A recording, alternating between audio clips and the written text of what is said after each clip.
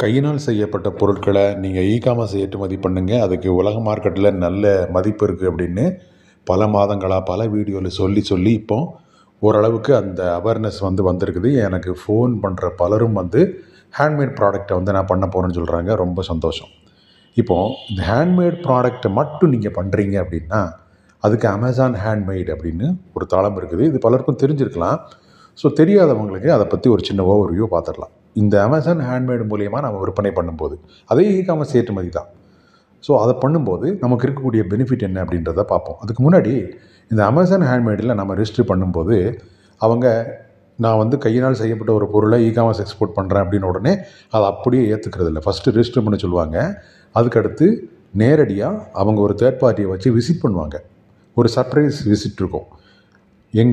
நீங்கள் எங்கே பொருளை தயாரிக்கிறீங்களோ அந்த இடத்துக்கு அங்கே நீங்கள் உண்மையிலேயே அந்த பொருளை அங்கே தான் தயாரிக்கிறீங்களா, ரெண்டாவது அந்த பொருளை நீங்கள் தயாரிக்கிறதுக்கு மிஷினை யூஸ் பண்ணாமல் கையிலே தயாரிக்கிறீங்களா, மூணாவது 20 நபருக்கும் குறைவாக இருக்கக்கூடிய நிறுவனங்களுக்கு மட்டும்தான் அந்த ஹேண்ட்மேடு அமேசான் ஹேண்ட்மேடில் ரெஜிஸ்டர் பண்ண முடியும். ஸோ உங்களோட ஸ்ட்ரென்த் என்ன, லேபர் ஸ்ட்ரென்த் என்ன அப்படின்றதையும் அவங்க பார்ப்பாங்க.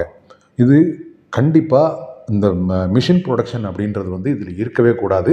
அது ரொம்ப ரொம்ப முக்கியம். ஏன்னா எந்திர உற்பத்தி அப்படின்றது இருக்கக்கூடாது. அசம்பிளி லைனில் தயாரிக்கக்கூடிய பல பொருட்கள் இதில் இருக்கக்கூடாது. நம்ம அந்தளவுக்கு பண்ணுறதில்ல. ஸோ மிஷின் அப்படின்றது இன்வால்வ் ஆகக்கூடாது. அதுக்கடுத்து இந்த விற்பனையாளர்கள் இது கையிலேயே செய்யப்பட்டது அப்படின்றத நிரூபிக்கிறதுக்காக அந்த அப்ளிகேஷன் ஒரு ஆடிட் ப்ராசஸ்க்குள்ளே இன்வால்வ் பண்ணுவாங்க. நான் முன்னாடியே சொன்ன மாதிரி. ஸோ அது மேண்டேட்ரி. அதுக்கப்புறம் தான் உங்களுக்கு அமேசான் ஹேண்ட்மேடில் ப்ராடக்டை விற்பனை பண்ணுறதுக்கு அனுமதியே கிடைக்கும். ஸோ இதில் என்னென்ன பொருட்கள் அப்படின்னு சொல்லி பார்த்தா, கையினால் செய்யப்பட்ட நகைகள், அது நம்ம நிறைய பண்ணுறோம். கலைப்படைப்புகள், வீட்டு அலங்கார பொருட்கள், மர வேலைப்பாடுகள், கையினால் தைக்கப்பட்ட ஆடைகள், கஸ்டமைஸ்டு கிஃப்ட் ஐட்டம்ஸ், இந்த மாதிரி பல பொருட்கள். இது எல்லாமே நம்ம சொல்லிகிட்டே போகலாம். ஆனால் இது முழுக்க முழுக்க கையிலேயே செய்யணும். அதுதான் பாயிண்ட்டு. வேறு ஒன்றுமே கிடையாது. அதான் அமேசான் ஹேண்ட்மேடு. ஸோ இந்த மாதிரி அமேசான் ஹேண்ட்மேடில் கையில் செய்யப்பட்டது மட்டுமல்லாமல் கையினால் ஆல்ட்ரு செய்யப்பட்டது, அதாவது மாற்றி அமைக்கப்பட்டது. ஒரு வேலைப்பாடு மிகுந்த ஒரு பழைய பொருளை இப்போ ஒரு ஒரு ஸ்டைலிருந்து இன்னொரு ஸ்டைலுக்கு நாம் கையினாலே மாற்றோம். அதை கொஞ்சம் வேல்யூ ஆட் பண்ணுறோம். அந்த வேல்யூ அடிஷன் ஹேண்ட்மேடாக இருக்கணும். ஸோ அப்படிப்பட்ட பொருட்களுக்கு ஒரு ப்ராடக்டை அப்ஸ்கேல் பண்ணுறோம், அதுவும் கையிலே பண்ணுறோம் அப்படின்னா அப்படிப்பட்ட பொருட்களையும் நாம் விற்பனை பண்ணலாம். ஸோ பழைய ஒரு பொருள் இருக்குது, அதை நாம் கையினால் ஒரு அப்கிரேட் பண்ணி அதையும் நாம் இதில் விற்பனை பண்ணலாம். ஸோ 2 வாய்ப்பு இருக்குது.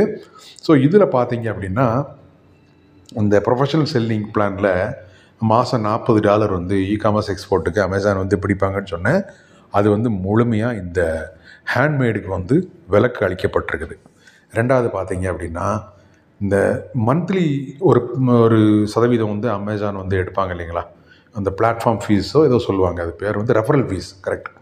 ஸோ அது எப்போ இதில் எடுப்பாங்க அப்படின்னா விற்பனை நடந்தால் மட்டுமே எடுப்பாங்க. மாதம் எடுக்க மாட்டாங்க.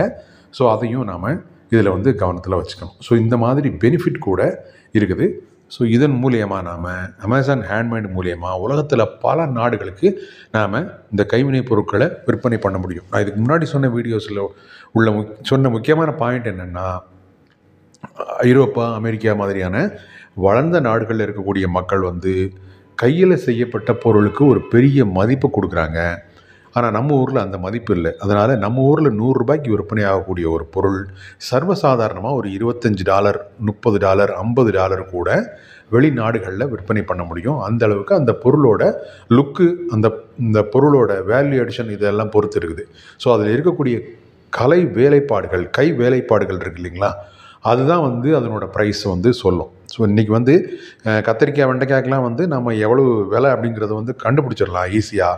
ஆனால் கையில் செய்யப்பட்ட ஒரு சின்ன பொம்மை, ஒரு யானை பொம்மை இருக்குதுன்னு வைங்களேன், அதுக்கு இந்தியாவில் என்ன ரேட்டு, ஐரோப்பாவில் என்ன ரேட்டு, கனடாவில் என்ன ரேட்டு, ரஷ்யாவில் என்ன ரேட்டு, ஆஸ்திரேலியாவில் என்ன ரேட்டு அப்படின்னு பார்த்தீங்க அப்படின்னா உங்களுக்கு அப்படியே தலை சுற்றிடும். அந்தளவுக்கு ஒவ்வொரு நாட்டிலையும் ஒவ்வொரு விதமான விலை பல மடங்கு அதிகமாக இருக்கும். ஸோ இதுதான் ஹேண்ட்மேடில் இருக்கக்கூடிய மிகப்பெரிய வாய்ப்பு. இதை நிறைய பேர் புரிஞ்சுக்கிட்டு இப்போ ஃபாலோ பண்ண ஆரம்பிச்சிருக்கீங்க. ரொம்ப சந்தோஷம். அதை அப்படியே தொடர்ந்து எடுத்துகிட்டு போங்க. இந்த மாதிரி கையில் செய்யப்பட்ட பொருளை மட்டும் நான் விற்கிறேன் அப்படின்னா அமேசான் ஹேண்ட்மேடுக்கு போங்க, மாதம் நீங்கள் $40 வந்து சேவ் பண்ணலாம், அந்த ஆப்ஷனும் இருக்குது. ஆனால் இது வந்து நீங்கள் பக்காவாக நான் சொன்ன மாதிரி ப்ராப்பராக அமேசான் ஹேண்ட்மேட் கூகுள் பண்ணாலே வந்துடும். அமேசான் ஹேண்ட்மேடுன்னு போட்டிங்கனாலே வந்துடும். ஸோ அதில் ப்ராப்பராக ரெஜிஸ்டர் பண்ணி ஆடிட்லாம் முடிச்சதுக்கப்புறம் நீங்கள் அதில் ப்ராடக்ட் வந்து சேல் பண்ண ஆரம்பிக்கலாம். ஒரு நல்ல லாபம் கிடைக்கக்கூடிய ஒரு அருமையான தொழில் இந்த இகாமர்ஸ் எக்ஸ்போர்ட். ஸோ இந்த இகாமர்ஸ் எக்ஸ்போர்ட்டை பற்றின ஒரு 6 நாள் வகுப்பு, ஆன்லைன் வகுப்பு அக்டோபர் 10 ஸ்டார்ட் ஆகுது. ஸோ அதை பற்றி டீட்டெயில்ஸ் வேணும் அப்படின்னா ஸ்க்ரீனில் ஒரு நம்பர் டிஸ்பிளே ஆகும். அதுக்கு இகாமர்ஸ் எக்ஸ்போர்ட் அப்படின்னு சொல்லி வாட்ஸ்அப் கொடுங்க.